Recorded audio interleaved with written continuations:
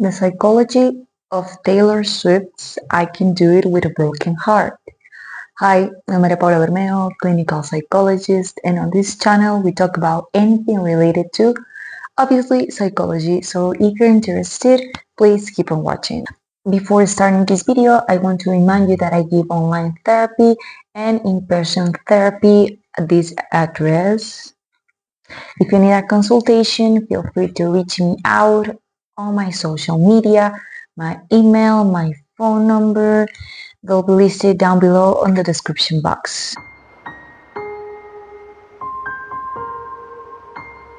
As soon as the song starts, you can see that there is a certain someone the song is dedicated to, and the intention of the writer to show her past lover that she's not hurt by the breakup, by living her life to the fullest. She believes she knows her ex really well to know their weakest points. Therefore, knowing which behaviors that she has will make them be convinced she's perfectly fine without him.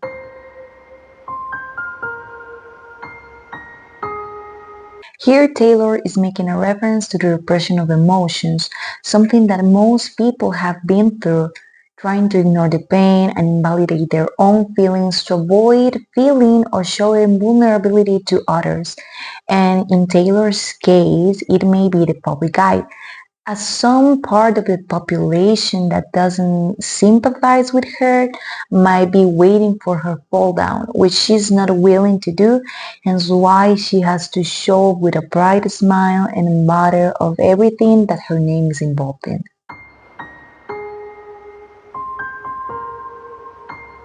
At this point of the song, the singer manifests the grief she's been going through privately. After being in a relationship she thought was going to last forever. It may seem as she had plans for the future in which her ex was present, and that may explain the emotional breakdowns she faced, as this breakup was a loss that she needed to process, but it was difficult to do in a proper way due to the huge fame she has, her fans and general public expecting for more of her, and her having to handle a double pressure, one from herself to keep shining when she was at a low point, and one from the world in general to keep pushing her to basically keep impressing them no matter what.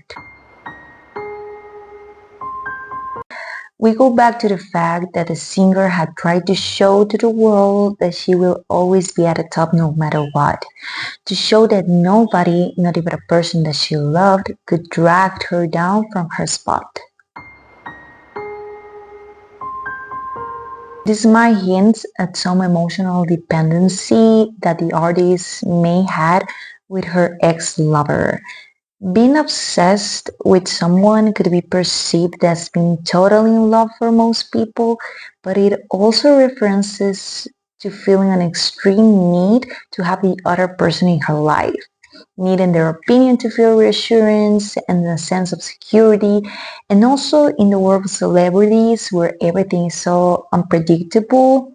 For Taylor, her ex might have been that sense of stability and habit that she needed to keep her feet on the ground and to feel more as a quote-unquote normal person and human. And for that reason, losing that significant other may also come with the loss of many other things, probably making her grief stage even harder. Taylor also may refer to his ex as an avoidant type of person. Maybe she's trying to express that she gave so much love to her ex-lover, something that he didn't feel comfortable about, and maybe is the reason why he got away. A key characteristic of people with an avoidant attachment style.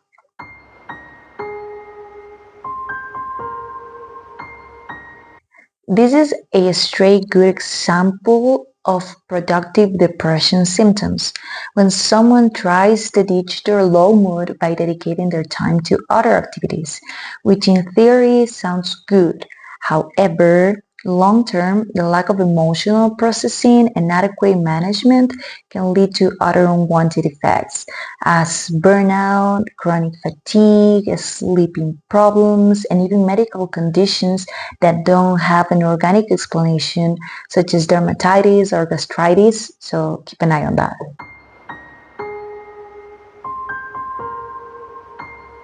I don't want to assume things about really deep personal stuff. However, I want to flag that crucial evidence that was found on the ex's drawer kind of gives off potential cheating allegations that she maybe got to know after the breakup, but she decided to keep it to herself for a long time as she maybe didn't want to affect her family or friends with her own problems and kept trying to stand up alone for a long time.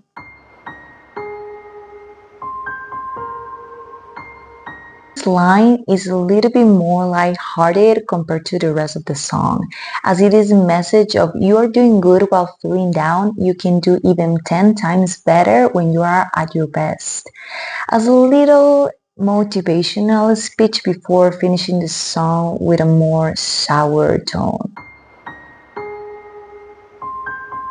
Finally, she closes her song reaffirming that she has gone through a roller coaster of emotions that nobody knows about as she's trying to portray herself as this powerful character in the outside world. This image she has for the public makes her fearful of showing weakness, and it can become the target of hate, so she prefers to save her feelings to herself and also decides to call out the people criticizing her by challenging them to try to put in her shoes and realize how difficult it's been her, a really successful woman whose life is followed by the whole world. What can we take away from this song? This song leaves us with two things. One, relationships are not always easy. Whether if you're single or dating someone, finding an ideal partner and making the relationship work takes a lot of effort, and for it to be effective, it has to come from both parts. You can be the best partner ever and make a life